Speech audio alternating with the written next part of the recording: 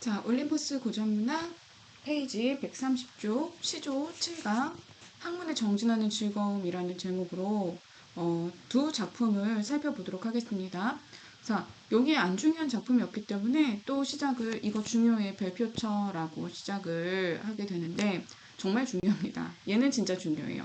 자, 어떤 의미에서 중요하냐면 일단 우선 올해 2022년도 수능 특강에 들어와 있는 작품이 수록되어 있고 그 다음에 또 고1 같은 경우에는 내신 문제에서 외부 지문으로 많이 골라서 내시는 그런 포인트가 됩니다. 왜 외부 지문으로 많이 골라서 낼 수밖에 없냐면 여기 들어가 있는 작품 중에 여러분이 많이 속아 넘어가시는 그런 요소가 있기 때문이에요. 그래서 우리는 절대로 속아 넘어가지 않는다. 자, 그래서 학문을 정진하는 즐거움인데 여러분 요거 제목부터가 조금 마음에 안 들어요. 학문이라고 하면 공부인데 공부에 몰입을 할 때 즐거움을 느낀대요.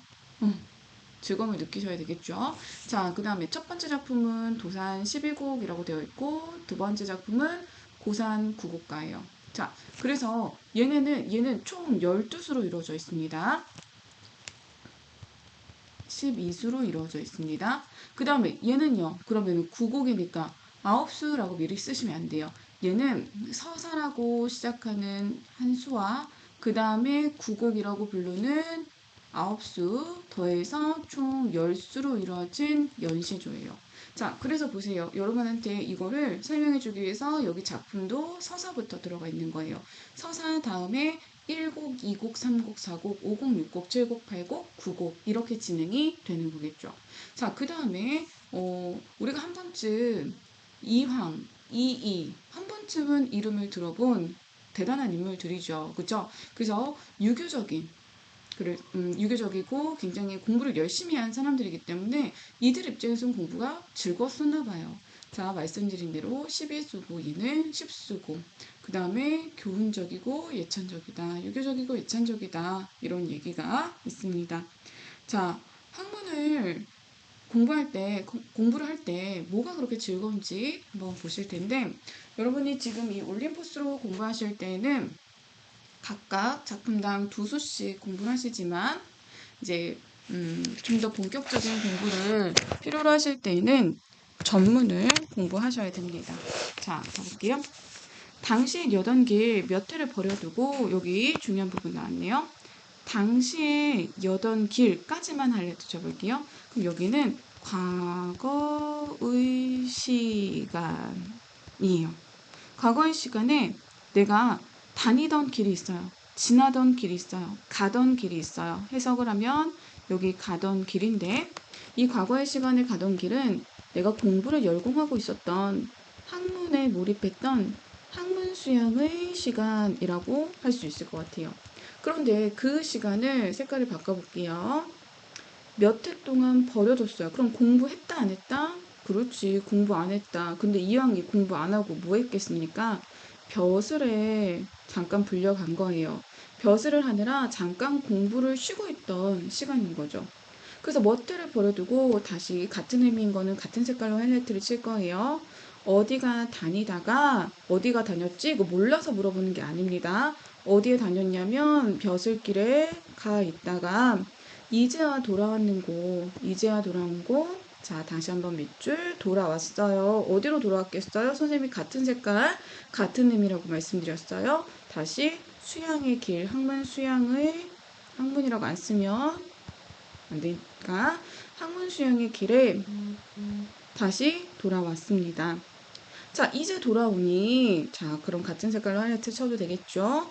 다시 학문 수양에 돌아왔더니 다른 데 마음을 두지 않겠다. 연대, 마음, 마로리. 여기는 해석 좀 써볼게요.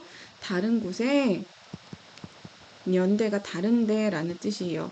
마음을 두지 말기 스스로한테 다짐을 하는 거죠.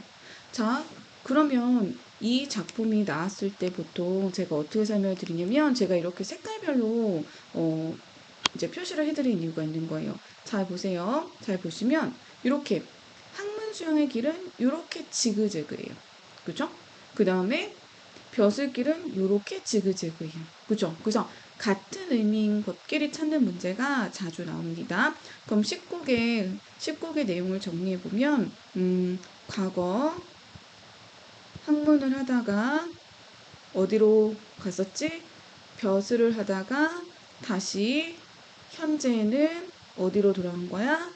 학문으로 들어온 거야. 그래서 학문을 계속할 것, 다른 데에는 마음을 두지 말 것을 다짐하고 있는 거예요. 여기서 다른 데는 노는 것이 아니라 벼슬길에 마음을 두지 않겠다는 다짐이 되는 거고요. 자, 표현기법 중에 내용을 했습니다. 표현기법 중에 여러분이 알고 넘어가셔야 되는 표현기법이 있는데 그 표현기법이 뭐냐면 여기서 제일 중요한 게 연세법이라는 표현기법이에요. 자, 연세법 중요하죠. 연세법이라는 거는 우리가 쉽게 말하면은 원숭이 엉덩이는 빨가면 사과는 맛있어. 맛있으면 바나나는 길어. 이거잖아요. 그쵸? 그래서 꼬꼬무라고 써볼 거예요. 저랑 공부하는 친구들은 꼬꼬무라고 대답을 많이 합니다. 꼬리를 무는 표현. 이라고 해서 제가 꼬꼬무라고 많이 질문하는데 여기 보세요. 어디가 꼬꼬무냐면 꼬꼬무는 요 색깔 초록 색깔로 표시를 해볼 거예요. 이제야 돌아오느니 여기가 이렇게 꼬리를 물고 가는 거예요. 이제야 돌아온 고 꼬리를 물고 이제야 돌아오느니 라고 시작하고 있는 거죠. 그러면은 마지막으로 쓰셔야 정확해지는 거니까 자, 이 작품 같은 경우에는 이제야 돌아온 고 중장의 끝부분 그리고 종장의 이제야 돌아오나니 이렇게 되는 거예요. 그죠? 자, 이렇게 해서 19기 끝났습니다. 자, 그 다음에 왔어요. 우리가 공부를 하는 가장 중요한 포인트가 왔어요. 여기 이 파트 자체가 중요한데 그 중에서 또 중요한데 제일 중요한데 무조건 나오는 데를 꼽아라. 여러분 보세요. 여러분이 고등학교 생활하시거나 입시를 준비하시면서 얘를 만나나 안 만나나 보세요. 자, 청사는 어찌하여 만고에 푸르르며 어렵지 않은 내용입니다. 청산이라는 자연은 만고, 늘이란 뜻이에요. 오랫동안 늘 푸르대요. 그래서 이 청산은 푸른데 늘 푸르기 때문에 무슨 성? 불변성을 가지고 있는 게 되는 거예요. 유수는 어찌하여 주야에 그치지 아니하는 곳. 유수는 흐르는 물이라는 뜻입니다. 그래서 얘는 주야에 그치지 않는데요. 밤낮으로 그치지 않습니다. 그럼 얘도 뭐예요? 무슨 성? 불변성. 정리하면 자연은 불변성을 가지고 있다. 그 자연처럼 왼쪽에다 한 번만 다시 써볼게요. 자연처럼 우리 누구죠? 인간들도 그치지 말자. 그럼 어떻게 하자? 불변적인 자세를 유지하자. 자, 그 불변적인 자세가 인간에게 요구되는 내용이 뭐냐면 바로 만고상청인데 여러분 이 청자를 보시면 푸를 청자 그래서 자연이 푸르게 된다라고 생각하시면 안 돼요. 인간은 자연이 아니잖아요. 어떻게 자연처럼 청색을 유지할 수가 있겠어요. 얘는 비유적인데 학문 수양의 자세라고 해주셔야 되는 거예요. 자, 그러면은 자연처럼 우리도 그치지 말고 뭐 하자? 공부하자라는 얘기를 하고 있는 거예요. 그래서 인간에게 불변성은 학문 수양의 자세의 불변성을 가리키는 거예요. 공부 열심히 하자는 거예요. 자, 다시 한번 씁니다. X 치고 씁니다. 뭐가 X야? 자연 친화적인 태도에 대한 불변성이 아니야. 얘는 자연 친화적인 자세가 아니야. 아니고 학문 수양 자세라고만 나와줘야 돼. 하이라이트 한 번 더 해드릴게요. 자, 이렇게 해서 우리 이 도산 12곡 같은 경우에는 학문 수양의 자세와 관련돼. 그죠? 십수도 결국에는 학문을 하러 돌아왔다. 자연처럼 학문 수양의 자세를 유지하자라고 하는 거고요. 자, 고상고급담 보도록 하겠습니다. 고상고급담은 봅시다. 고산구곡담은 사람이 모르더니 그랬어. 사람이 모르더니 살람은 사람이란 뜻이고요. 사람이 모르니 그러니까 나만 아는 맛집 같은 거지. 얼마나 아름다운데 정말 아름다운 곳이거든. 그런데 꼭꼭 숨어 있기 때문에 사람들이 잘 몰라. 그러더니 사람들이 모르더니 주모복거하니 번님네가 다 오신다. 주모복거한다는 건 뭐냐면은 풀을 베어내고 털을 잡고 사니 살다 보니 정도로 해봅시다. 사람들이 몰랐는데 이 자연에 털을 잡고 살다 보니 시간이 지나서 살다 보니 친구들, 번님들이 다 온다, 오신다. 그러니까 이제 사람들한테 알려지게 된 거지. 어즈버는 그냥 감탄사 정도라고 의미는 없습니다. 정도로 생각을 해주세요. 무의를 상상하고 학주자 하리라. 그럼 무의를 상상하고 학주자를 한다는 건 무슨 뜻이냐면 자연 속에서 자연 친화적인 태도를 갖추면서 학주자는 주자학을 공부한다는 거야. 이 좋은 자연에서 학문을 수양하리라 라는 뜻이 되는 거예요. 그럼 서사에서는 이 작품의 전체적인 성격을 보여주는데 작품의 전체적인 성격 방향이 뭐다? 자연 플러스 그 안에서의 학문 수양의 자세가 나타나는 거예요. 그런데 많은 파트 중에서 이 올림포스에서는 어느 부분을 선택한 겁니까? 5곡을 선택한 겁니다. 자, 5곡을 선택했을 때 볼까요? 5곡은 어디 메뉴? 은병이 보기 좋아 그랬거든. 은병이라는 거는 이렇게 뭐라 그래야 되지? 절벽 이렇게 있으면 이렇게 폭포도 떨어지는 이런 절벽인데 아름다운 절벽이라고 해봅시다. 그럼 아름다운 절벽이니까 이거는 아름다운 자연적인 요소가 되는 거예요. 수변 정사, 수변 물 근처에 세워진 정자. 그러니까 이렇게 완전한 집은 아니고 이렇게 지붕이 있고 뭐 이렇게 앉을 수가 있는 이런 정사에 소세라는 단어는 너무 많이 나와서 맑음이란 뜻이에요. 맑고 깨끗함 정도의 뜻입니다. 맑고 깨끗함이 끝이 없구나. 너무 맑고 깨끗하구나. 이 중에 그럼 여기 이 아름다운 자연 속에서 이 사람이 뭐 하고 싶다 그랬죠? 강학도라고 했습니다. 동그라미 강학도 하려니와 영월 음풍 하오리다.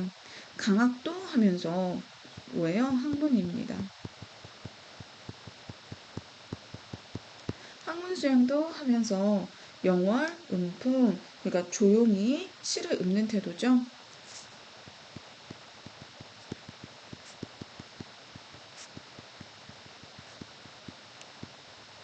그럼 아름다운 자연을 즐기면서 공부하고 시를 읊으며 살아보겠다 라는 의미가 되는 거예요. 괜찮겠죠? 그치?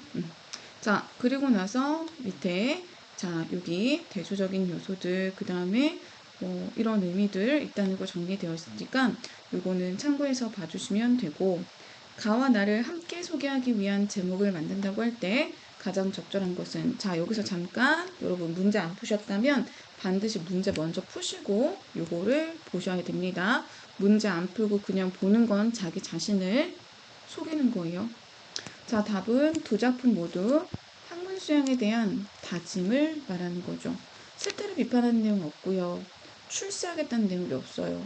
실용적 가치 추구 여러분 실용적 가치라는 거는 실 알아놔야 돼. 3, 9, 시라고 해서 땡땡 얘는 조선 후기의 가치가 아니야. 그런데 묶어볼까? 가와 나 작품 이왕과 이가 활동했던 시기는 조선 전기 유학 실학이 아니라 유학 중심의 작품들을 창작한 사람들이에요. 자, 그 다음에 내적 갈등을 하고 있는 모습도 설명하지 않았습니다.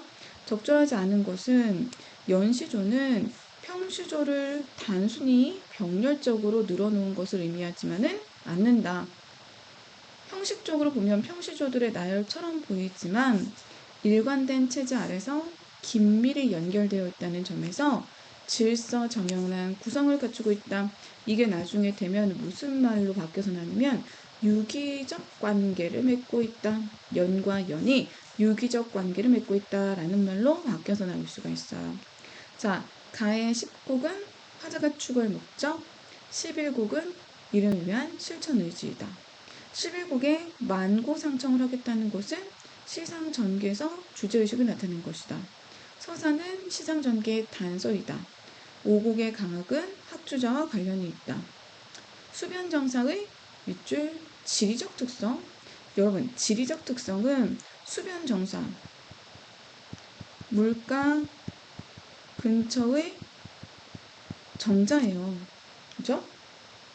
정자 같은 집인데 이 질이 어디에 있는지, 지리는 지리적 요소, 물가 근처라는 요 지리적 요소가 이 고산고곡담 성사에 들어와 있는지 보세요. 고산고곡담을 사람들이 모르니 사람들 모르다가 내가 털을 잡고 살다 보니까 이렇게 된 거고, 내가 수변 정사를 물가 근처에서 있는 이유는 여기 이 정자에서 뭐 하기 위한 거예요? 이 정자는 학문을 수양하고 자연을 감상하기 위한 거기 때문에 이걸 서서히 드러나 있다고 볼 수는 없습니다. 그죠? 화자가 추구해야 되는 목적은 연대 마음 마루리, 벼슬하지 않겠다. 실천 의지는 불변적 자세로의 학문 수양. 이런 의미가 되는 겁니다. 됐죠? 자, 그 다음에 넘어가 볼까요? 3번. 가와 나에 대한 설명으로 적절하지 않은 것은 이라고 했는데, 색깔을 대비하여 표현 효과를 높이고 있다. 여러분, 색채 대비가 나타나면 뭔가 뚜렷한 딱 둘은 너무 차이가 나 이렇게 해야 되거든. 근데 가에서 보면은 푸르르며 그 다음에 거기 종장에 10에서 종장에 보면은 뭐라고 돼 있지? 만고상청이라고 돼 있잖아. 그치? 그럼 여기서 체크해보자. 요거 푸르다라는 말 동그라미 쳐보고 청이라는 말 동그라미 쳐봐. 그럼 얘네는 대비적인 차이점이야, 유사한 거야? 유사한 색채거든. 그럼 답은 쉽게 뭐는 대비하여가 아닌 거죠. 그치? 가는 의문의 방식으로 후회의 심정을 나타내고 있다. 여기는 10곡의 중장 이제야 돌아온 거에 있습니다. 여러분, 그게 이해되셔야 돼요. 이해가 안 된 상태로 넘어가시면 안 됩니다. 대상의 속성에 대한 예찬, 그쵸? 자연의 불변성을 예찬하고 있습니다. 드높여서 칭찬하는 거라고 했습니다. 나는 화자가 귀감으로 섰네. 귀감이라는 거는 본받을 만한 대상이 되는 거야. 그러면은 무의를 상상하고 주자학을 공부하겠다는 거거든. 이런 거 몰랐잖아, 그치? 우리는 모르는 게 당연해. 모르는 건 지금 현재 당연한 건데 그걸 가지고 자기를 탓하거나 어려우니까 빨리 포기하거나 이러면 안 돼. 나의 공간은 학문 수양과 그렇죠. 자연의 친화를 병행할 수 있다. 나의 공간은 자연이기도 하면서 거기 오곡 같은 경우에는 구체적으로 나와 있습니다. 음병, 수변, 정사. 음병 플러스 음병 앞에 수변, 정사. 이렇게 들어가 있는 거예요. 여기 공부도 하고 자연도 즐기고 그런 공간이라고 말씀드렸죠. 자, 그 다음 가의 기억과 유사한 식구를 지닌 것을, 자, 가의 기억이 만고상청인데요. 만고상청하고 유사한 의미의 식구를 나에서 쓰고 기억의 상징적 의미라고 했습니다. 만고상청하리라는 무슨 뜻을 하겠어? 자연 친화적인 게 아니라고 그랬어. 학문 수행의 자세를 말하는 거야. 그래서 이 만고상청의 유사한 의미는